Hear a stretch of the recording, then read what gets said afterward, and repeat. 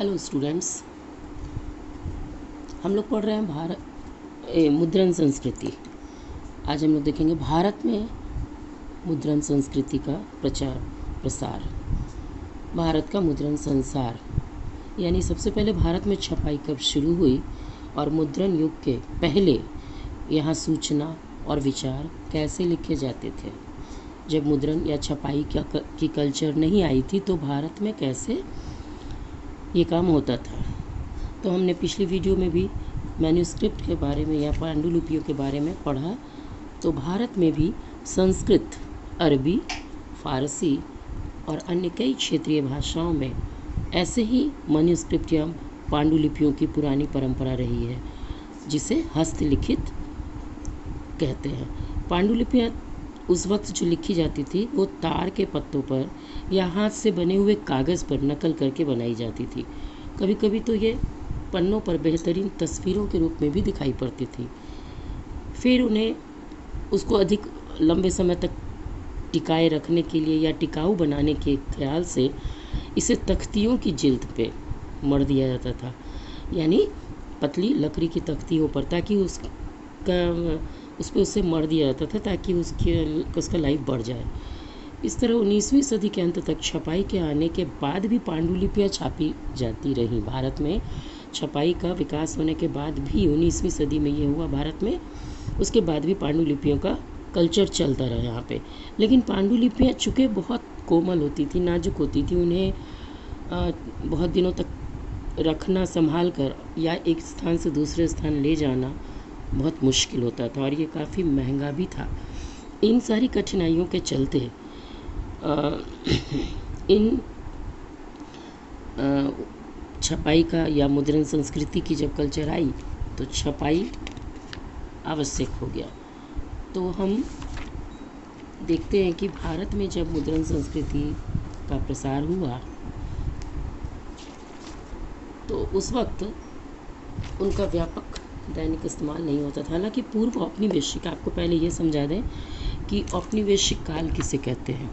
जब कोई भी देश अपने सीमा से बाहर निकलकर, अपनी सीमा से बाहर किसी दूसरे देश में प्रवेश करता है, वहाँ उस देश को अपने कब्ज़े में कर जब वहाँ शासन चलाता है तो उसे वह देश उस साम्राज्यवादी देश का उपनिवेश बन जाता है। और भारत में औपनिवेशिक काल अंग्रेज़ों के आने के समय हुआ, जब भारत में पहली बार बंगाल में अंग्रेज़ों की शासन स्थापित हुई। तो हम जानते हैं कि भारत भी उपनिवेश रहा है इस ब्रिटेन का। तो पूर्व औपनिवेशिक काल में बंगाल में ग्रामीण क्षेत्रों में प्राथमिक पाठशालाओं का बहुत बड़ा जाल था। मतलब जब अंग्रेज़ आए थे नए नए, उस वक्त बंगाल में प्राइमरी स्कूल्स बहुत सारे थे, लेकिन विद्यार्थी जो थे वो आमतौर पर किताबें नहीं पढ़ते थे। बिना किताबों के ही उन्हें ज्ञान प्राप्त हो जाता था। वो ऐसे कि टीचर्स जो थे, गुरु जो थे, वो किताबों से सुनाते थे और बच्चे उन्हें सुनकर लिख लेते थे। इस तरह हम देखते हैं कि बिना किताबों के, बिना छपी हुई किताबों के ही भारत में प्राइमरी स्कूल्स बहुत चल रहे थे शुरू में ही। लेकिन जब भारत में छपाई आई या मुद्रण संस्कृति आई तो फिर इसका प्रसार हुआ। तो सबसे पहले भारत में प्रिंटिंग प्रेस जो आया वो 16वीं सदी में आई। 16वीं सदी यानी कि 1500 ईस्वी के आसपास, जब भारत में के गोवा में पुर्तगाली लोग आए सबसे पहले और अपने धर्म प्रचार के लिए आए। तो उन धर्म प्रचारकों के साथ ही उन्होंने ही अपने साथ छपी हुई किताबें लाई, अपने धर्म की धार्मिक पुस्तकें वो लेके आए भारत में और गोवा के तट पर। तो इन पुर्तगाली पुजारियों जो जेसुइट थे, इन्होंने ही हमारे देश में प्रिंटिंग को लाया। इसके बाद चूँकि वो जो गोवा का प्रदेश था वहाँ की भाषा कोंकणी थी, तो उन्होंने अपनी भाषा को हमें बताने के लिए या अपने धर्म प्रचार को हमारे ऊपर थोपने के लिए, हमें समझाने के लिए कोंकणी भाषा में किताब छापने की कोशिश की, क्योंकि हम उनकी भाषा, पुर्तगाली भाषा नहीं समझ सकते थे। तो उन्होंने गोवा में आकर खुद पहले कोंकणी भाषा सीखी और बहुत सारी पुस्तकों की छपाई की कोंकणी भाषा में, ताकि भारत के लोग भी उनके धर्म के बारे में जान सकें। इस तरह हम देखते हैं कि भारत में पहली बार जब प्रिंटिंग आया तो वो 16वीं सदी में आया जेसुइट पुजारियों के माध्यम से जो पुर्तगाल के थे और पहली बार भारत में गोवा आए थे अपने धर्म प्रचार के लिए। 1674 ईस्वी तक कोंकणी और कन्नड़ भाषाओं में, उस वक्त क्योंकि गोवा से नीचे जाए तो कर्नाटक था, तो इस तरह कोंकणी और कन्नड़ भाषाओं में लगभग उन्होंने 50 किताबें छापी। कैथोलिक पुजारियों ने 1579 ईस्वी में 1579 में कोचीन में पहली तमिल किताब छापी। इस तरह पहली तमिल किताब भी उन्हीं लोगों ने छापी थी, यानी क्रिश्चियंस लोगों ने ही छापा था 1579 में कोचीन में तमिल भाषा में। इसके बाद 1713 में यानी 1713 ईस्वी में उन्होंने पहली मलयालम किताब छपवाई। अब पुर्तगाल के बाद डच लोग भी भारत आए, वो प्रोटेस्टेंट धर्म प्रचारक थे, तो उन्होंने भी लगभग 32 तमिल किताबें छापी तमिल भाषा में, जिनमें से कई पुरानी किताबों का भी अनुवाद था। इस तरह हम देखते हैं कि भारत में जो प्रिंटिंग आई वो पुर्तगालियों और डच लोगों के द्वारा। अब अंग्रेजी भाषा, इसके बाद ब्रिटिश लोग आए भारत, तो अभी तक तो भारतीय भाषाओं में उन्होंने आके किताबें छापी। अंग्रेजी भाषी लोग जब आए तो उनका प्रेस भारत में काफ़ी देर तक विकास के रूप में नहीं रह पाया। यद्यपि इंग्लिश ईस्ट इंडिया कंपनी, हम जानते हैं कि ब्रिटिश लोग भारत आए तो वो ईस्ट इंडिया कंपनी के रूप में आए थे।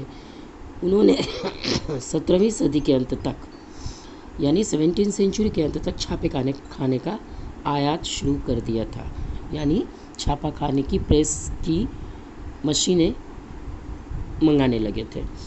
जेम्स ऑगस्टस हिक्की ने 1780 ईस्वी में 1780 में से बंगाल गज़ट, एक साप्ताहिक पत्रिका या मैगज़ीन निकाली जिसका नाम था बंगाल गज़ट। उसका संपादन शुरू किया जिसने खुद को यूं परिभाषित किया, माने उन्होंने अपने बारे में ये कहा कि हर किसी के लिए खुली एक व्यावसायिक पत्रिका जो किसी के प्रभाव में नहीं है, यानी यह पत्रिका भारत में प्रेस चलाने वाले औपनिवेशिक शासन से आज़ाद और निजी अंग्रेजी उद्यम थी। यानी कि उन्होंने, जेम्स ऑगस्टस ने जब भारत में बंगाल गज़ट निकाला तो उसके बारे में उनका ये कहना था कि ये पत्रिका आज़ाद है, मतलब ना तो इस पर औपनिवेशिक शासन ईस्ट इंडिया कंपनी का कोई प्रतिबंध नहीं है, ना ही ये उसके अंदर आता है, बल्कि ये निजी प्राइवेट है, यानी पर्सनल है और अंग्रेजी उद्यम है, मेहनत से बनाया गया और इसे अपनी स्वतंत्रता पर अभिमान था। चूँकि ये स्वतंत्र है ईस्ट इंडिया कंपनी के कब्ज़े से, इस पर इसको अभिमान है। हिक्की ने इस तरह ढेर सारे विज्ञापन वो छापता था जिसमें कि दासों की बिक्री, बहुत सारे विज्ञापन या एडवर्टाइजमेंट भी वो देते थे अपने बुक में, जिसमें कि दासों की उन दिनों दासों की गुलामों की बिक्री बहुत होती थी, तो उससे जुड़े एडवर्टाइजमेंट होते थे। लेकिन साथ ही वो भारत में कार्यरत वरिष्ठ अंग्रेज अधिकारियों से जुड़ी गप्पबाजी भी छापते थे।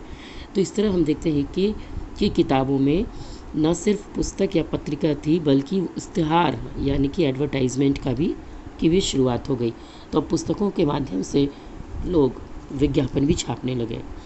लेकिन उसकी इस किताब से नाराज़ होकर जो गवर्नर जनरल वॉरेन हेस्टिंग्स था, यानी ईस्ट इंडिया कंपनी के गवर्नर जनरल वॉरेन हेस्टिंग्स ने हिक्की पर मुकदमा चला दिया और ऐसे सरकारी आश्रय प्राप्त अखबारों के प्रकाशन को प्रोत्साहित करना शुरू कर दिया जो औपनिवेशिक राज की छवि पर होते हमलों से इसकी रक्षा कर सके। मतलब ये कि उन्होंने हिक्की के पुस्तकों पे या पत्रिका पे प्रतिबंध लगाने के लिए अपनी सरकार की ईस्ट इंडिया कंपनी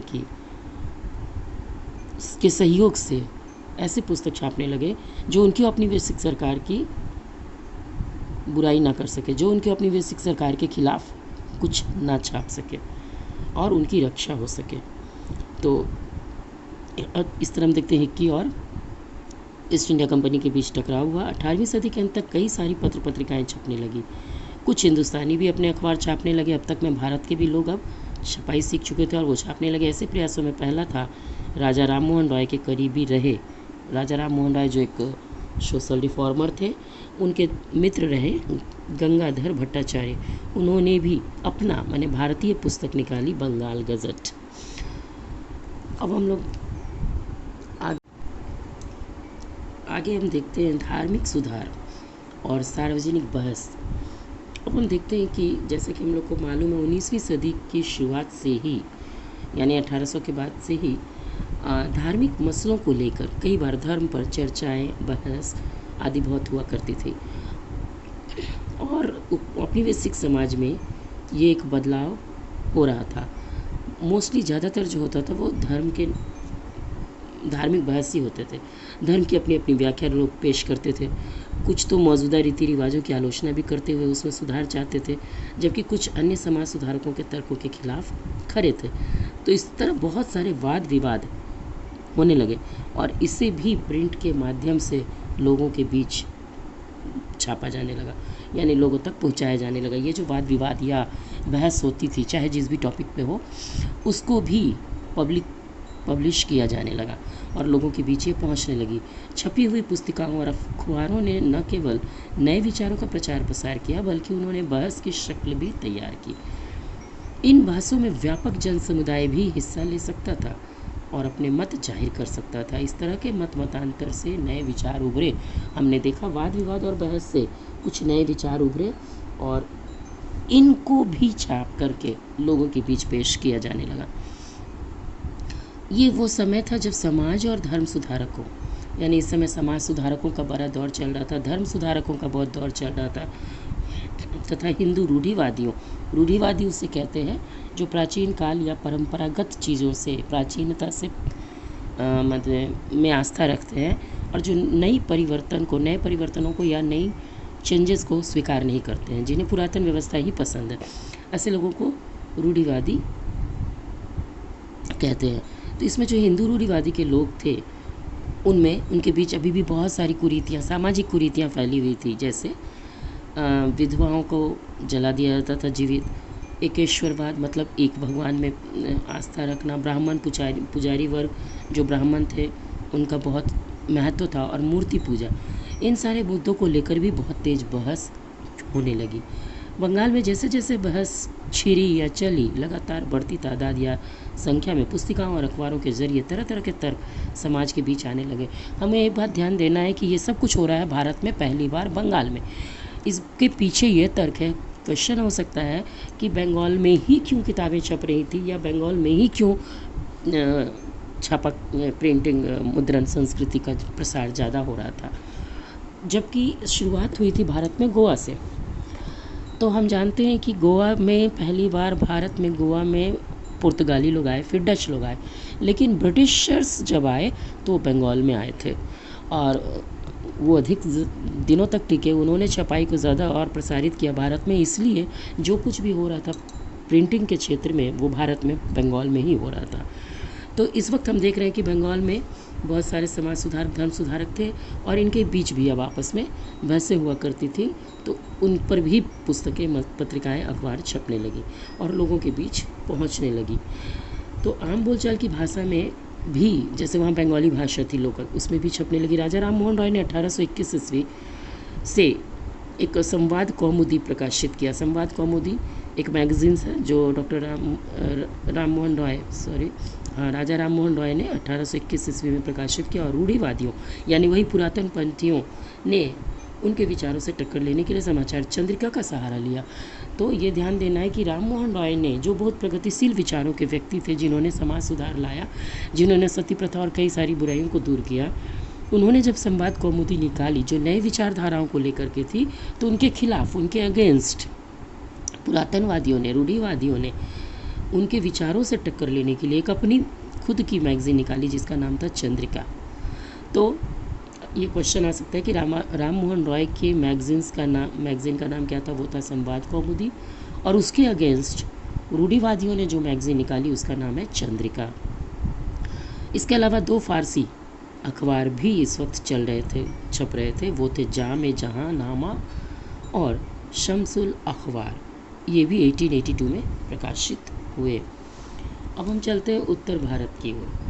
अभी तक हम बंगाल में देख रहे थे, उत्तर भारत में क्या हो रहा था छपाई के क्षेत्र में, कि उल्मा एक वर्ड होता है जो इस्लामी कानून और शरिया के विद्वान लोगों को कहते हैं। उल्मा उन्हें कहते हैं जो इस्लामी कानून की जानकारी रखते हैं।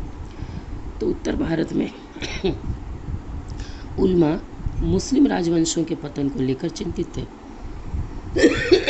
क्योंकि हम जानते हैं कि ब्रिटिशर्स के आने से पहले भारत में मुस्लिम राज्य था, साम्राज्य था। तो उत्तर भारत में, बंगाल में तो ब्रिटिशर्स पूरे जम चुके थे, उत्तर भारत में भी अब धीरे धीरे मुस्लिम राजवंशों का पतन हो रहा था, डाउनफॉल हो रहा था, और ब्रिटिशर्स जो थे वो फैलते जा रहे थे। तो इस बात को लेके उल्मा, जो माने मुस्लिम समाज के जो बड़े विद्वान लोग थे, वो लोग बड़ी चिंतित थे। उन्हें ये डर था कि कहीं, चिंतित क्यों थे, उन्हें ये डर था कि औपनिवेशिक शासक मतलब क्या हुआ, ब्रिटिशर्स, ईस्ट इंडिया कंपनी के लोग, कि ये लोग कहीं ईस्ट इंडिया कंपनी ने धर्मांतरण को बढ़ावा न दे, कहीं वो अपना क्रिश्चियन धर्म हमारे ऊपर लाद न दे, यही चिंता थी उन्हें, और या मुस्लिम कानून न बदल डाले। तो ये दो चिंताएं थी उनकी, कि कहीं क्रिश्चियन धर्म हमें न ज़बरदस्ती थोपा जाए और हमारे कानून न बदल जाए। इससे निपटने के लिए उन्होंने सस्ते लिथोग्राफी प्रेस का इस्तेमाल किया, यानी जो सस्ता था, लिथोग्राफी बोलते हैं उसको, ऐसे प्रेस का इस्तेमाल किया। यानी उत्तर भारत में मुस्लिम्स ने लिथोग्राफी प्रेस चलाई। क्यों चलाई? ब्रिटिशर्स के खिलाफ। और इसका इस्तेमाल करते हुए उन्होंने अपने धर्म ग्रंथों को फ़ारसी या उर्दू के अनुवाद छापे, धार्मिक अखबार छापे, इस तरह उन्होंने अपनी भाषाओं का प्रयोग किया। सन 1867 में या 1867 में स्थापित देवबंद सेमिनरी एक सेमिनरी है जो मुसलमान पाठकों को रोज़मर्रा का जीवन जीने का सलीका और इस्लामी सिद्धांतों के मायने समझाता है। तो एक देवबंद सेमिनरी थी जो 1867 ईस्वी में मुसलमान पाठकों के लिए, जो उन्हें रोज़ के जीवन को जीने का सलीका यानी इस्लामी सिद्धांत को समझाता था, क्योंकि उन्हें डर था कि कहीं क्रिश्चियनिटी नहीं इन पर हावी हो जाए, इसलिए वो अपने धर्म के तौर तरीक़ों को जारी करते थे और फतवे जारी करते थे। इस तरह पूरी 19वीं सदी के दौरान कई इस्लामी संप्रदाय और सेमिनरी पैदा हुए। तो हम देखते हैं नॉर्थ इंडिया में क्या हो रहा है कि ब्रिटिशर्स के डर से, क्रिश्चियनिटी के डर से इस्लामिक लोग जो है वो अपनी भाषाओं के प्रचार प्रसार और अपने धर्म के तौर तरीक़ों के, जीने के तौर तरीक़ों के को ले करके कई अनेक सेमिनरी बनाए और कई इस्लामिक संप्रदाय बने, और उन्होंने अपनी धर्म को आगे बढ़ाने के लिए, प्रचार प्रसार के लिए कई पुस्तकें छपवाईं और मैगजीन्स छपे। धर्म को लेकर सबकी अपनी अपनी व्याख्याएं थी, हर कोई अपना संप्रदाय बनाना चाहता था और दूसरों के असर को काटना चाहता था। तो नॉर्थ इंडिया में पूरी तरह से इस्लामीकरण हो रहा था मुद्रण संस्कृति में। आगे हम देखते हैं हिंदुओं के बीच भी, अब अगर दूसरा धर्म ले तो भारत में हिंदू धर्म भी बहुत बड़ा था, हिंदुओं के बीच भी छपाई से खासतौर पर स्थानीय भाषाओं में धार्मिक पढ़ाई को काफ़ी बल मिला।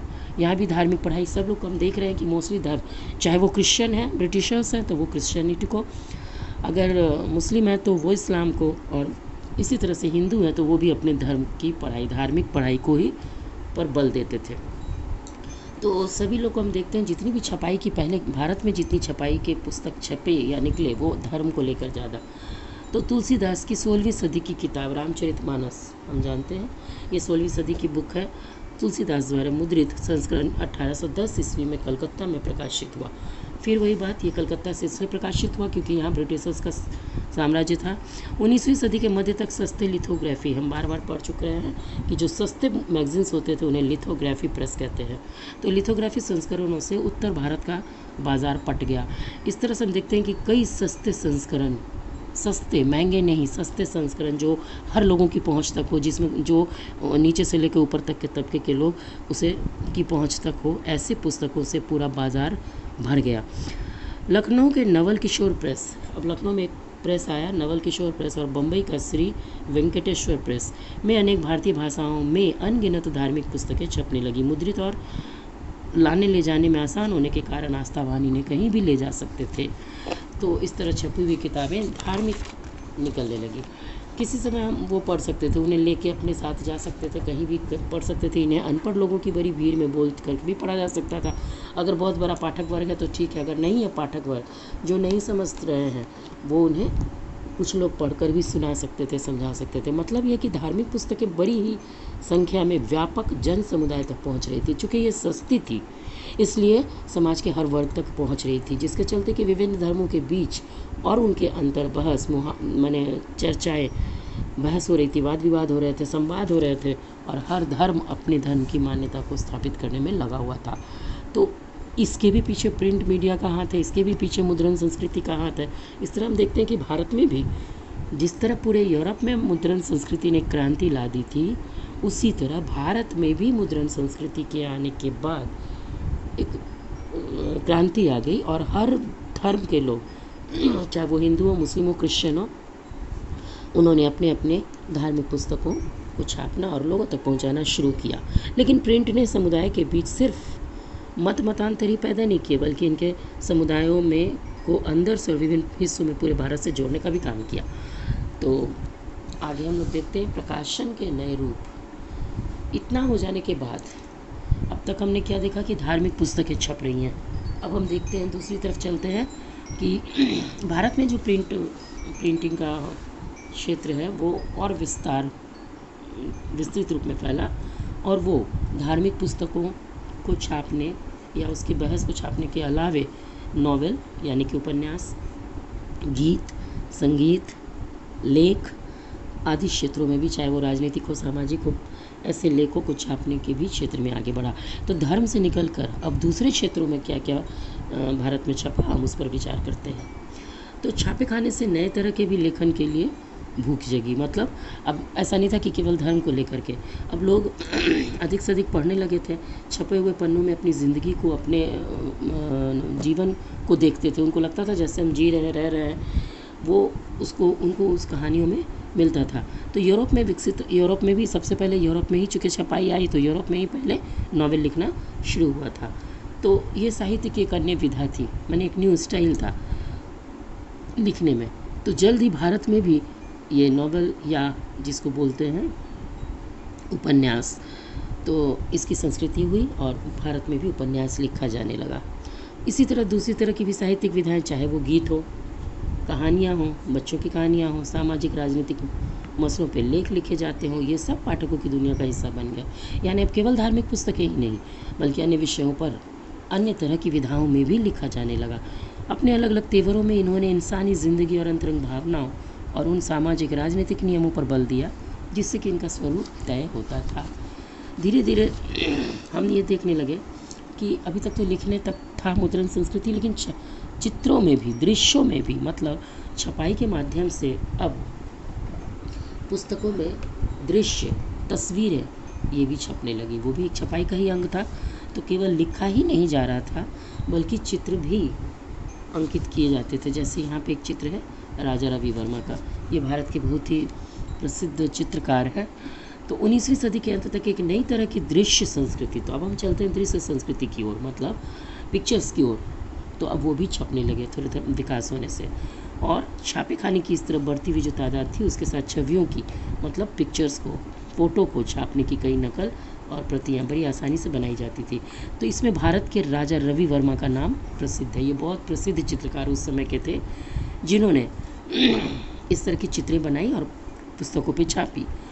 काठ की तख्ती पर, पहले लकड़ी की जो तख्ती होती थी, उस पर चित्र उकेरने वाले गरीब दस्तकारों ने लेटर प्रेस छापे खाने की करीब अपनी दुकानें लगाई। यानी जो पहले छपाई मुद्रण संस्कृति से पहले ये तस्वीरें लकड़ियों पे बनाई जाती थी, काठ के तख्ती पे। उन लोगों ने, वैसे लोग जो इस पेशे में लगे हुए थे, उन लोगों ने जब देखा कि अब प्रेस आ गया है, तो इन्होंने उन प्रेस के सामने ही, प्रकाशकों की दुकानों के सामने ही अपनी दुकान लगाने लगे, ताकि उन्हें भी अधिक से अधिक काम मिल सके और मुद्रकों से काम वो पाने भी लगे। इस तरह बाज़ार में सुलभ सस्ती तस्वीरें बहुत आ गई, कैलेंडर छपने लगी। लोग, गरीब और नीचे के तबके के लोग भी अपने घरों में चित्र खरीद कर टांगने लगे, चाहे वो कैलेंडर के रूप में हो या किसी फ़ोटो के रूप में हो। तो हम देखते हैं कि छपाई केवल लिखित नहीं, बल्कि दृश्य के रूप में भी आया और इस तरह पूरी फैल गया। आगे हम देखते हैं 1870 के दशक तक पत्र पत्रिकाओं में सामाजिक राजनीतिक विषयों पर, यानी सोशल पॉलिटिकल सब्जेक्ट्स पर भी अब लोग टिप्पणी मतलब कमेंट्स लिखना शुरू किया, या आलोचनात्मक लेख भी लिखने लगे। पहले कहानी, नॉवेल, यही सब छपने लगे थे। पहले तो धार्मिक पुस्तकें, उसके बाद नॉवेल, कहानी, गीत, संगीत, ये फिर दृश्य यानी कि पिक्चर्स। और अब हम देखते हैं कि लोग किसी विषय के खिलाफ आलोचना भी करने लगे, क्रिटिसिज्म भी करने लगे, यानी कमेंट्स भी देने लगे, अपने विचार भी देने लगे। यही नहीं, व्यंग, कार्टून ये भी छपना लगा। तो कैरिकेचर भी करने लगे, कार्टून यानी कि व्यंग, जिससे मजाक, ये इस तरह की भी विधा का जन्म हुआ। कुछ में शिक्षित भारतीयों के पश्चिमी पोशाक, मैंने कोई बहुत पढ़े लिखे भारतीय है और वो पाश्चात्य मैंने वेस्टर्न पोशाक कपड़े पहनते हैं, कॉस्ट्यूम पहनते हैं, तो और उनकी पश्चिमी अभिरुचियों का भी मजाक उड़ाया गया।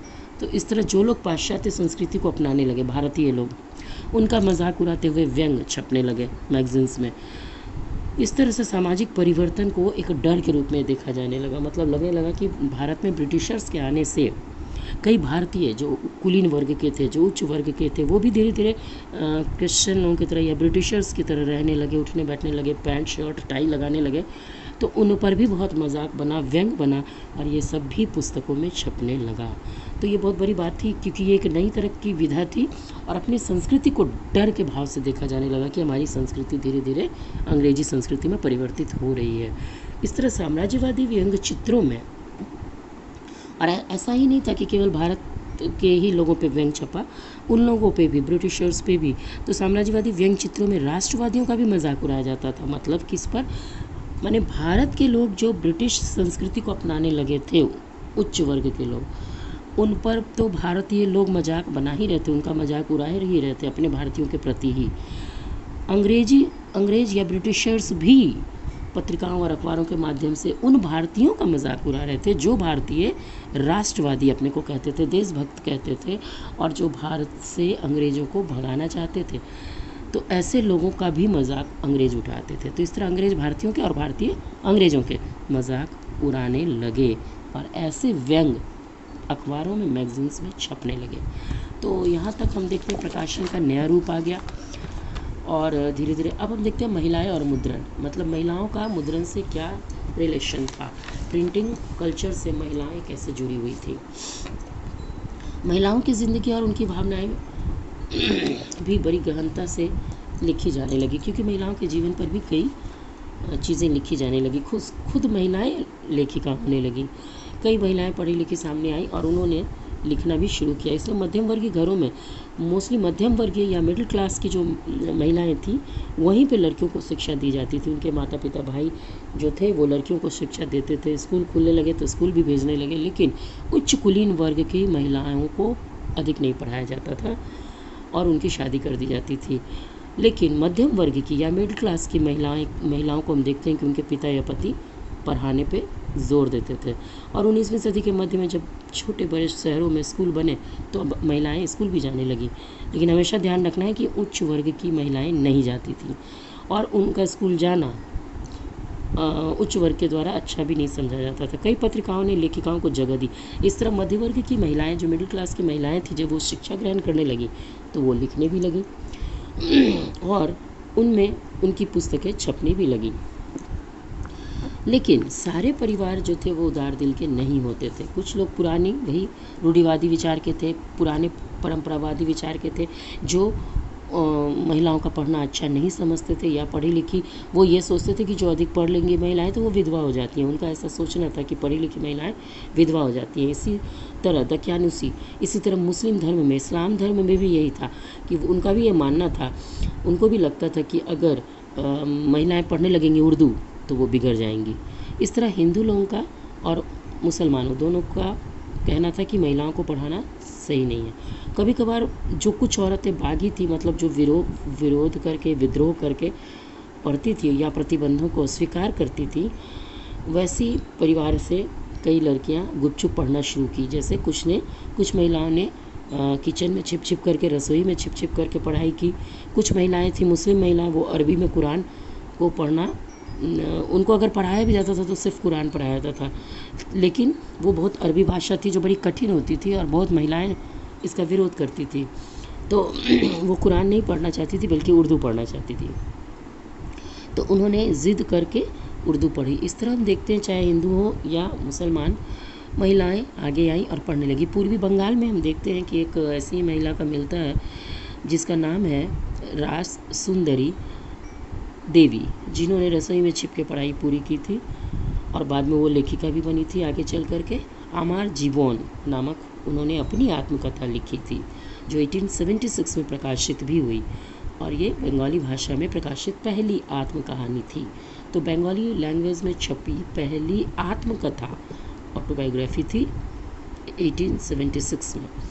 चूँकि सामाजिक सुधारों और उपन्यासों से पहले ही नारी जीवन और भावनाओं में दिलचस्पी पैदा कर दी थी, क्योंकि औरत, हम देखते हैं मिडिल क्लास की औरतें बहुत इस पर दिलचस्पी ले रही थी, पढ़ने में भी और पुस्तक लिखने में भी। इसलिए महिलाओं द्वारा लिखी जा रही जो आप बीती हैं वो लोगों के लिए उत्साह का विषय बनी। इसी में एक आता है नाम कैलाश वासिनी देवी जैसी महिलाओं ने 1860 में के दशक से महिलाओं के अनुभवों पर लिखना शुरू किया। जैसे कैसे वे घरों में बंदी, वो अपने ऊपर कि कैसे उनको घर में बंद होकर रहना पड़ता है, अनपढ़ रखा जाता है और घर भर के काम का बोझ वो उठाती हैं और लोगों की सेवा करती हैं, पूरे घर भर की सेवा करती हैं और फिर भी उन्हें दुत्कार मिलती है। इस तरह की अपने बारे में सोच को उन्होंने लिखना शुरू किया। ऐसे में महाराष्ट्र की महिला 1880 ईस्वी में दशक में जो आई वो है ताराबाई शिंदे और पंडिता रमाबाई।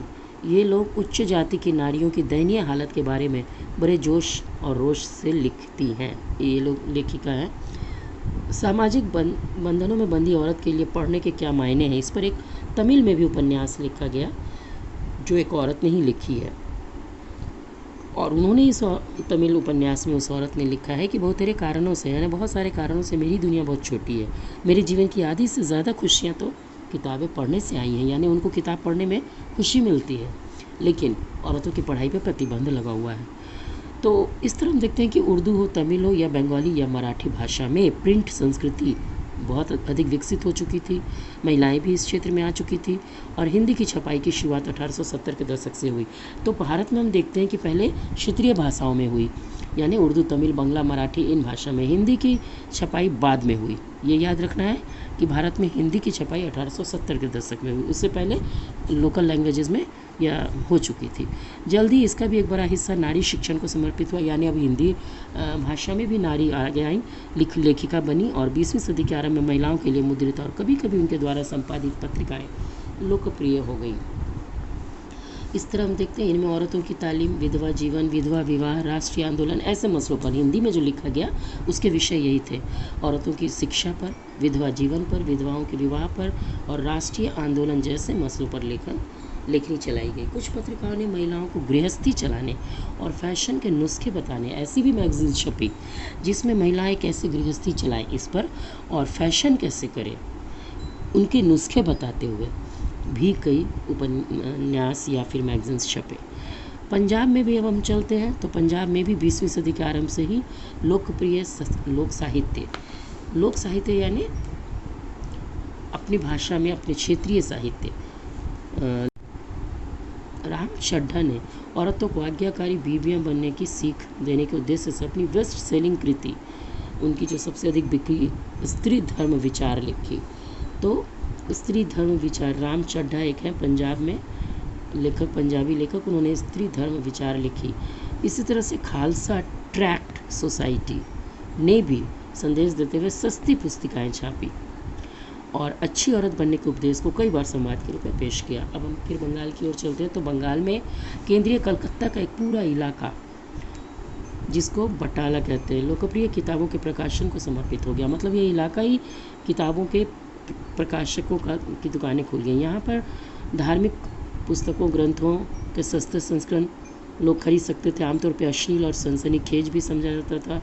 ऐसी किताबें भी उपलब्ध थी। 19वीं सदी के अंत तक ऐसी बहुत सारी किताबों पर काठ की तख्ती और लिथोग्राफी रंगों की मदद से प्रचुर मात्रा में तस्वीर उकेरी गई। लिथोग्राफी जो सस्ती किताबें हुआ करती थी और काठ की तख्ती पे चित्र उकेरे गए।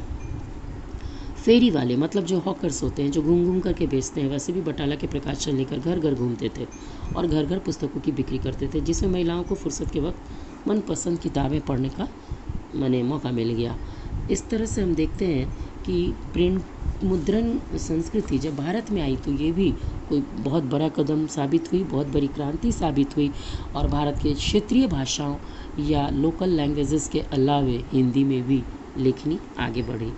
आगे हम प्रिंट मीडिया के साथ मुद्रण संस्कृति के बारे में और आगे हम पढ़ेंगे। आज के लिए इतना ही। Thank you.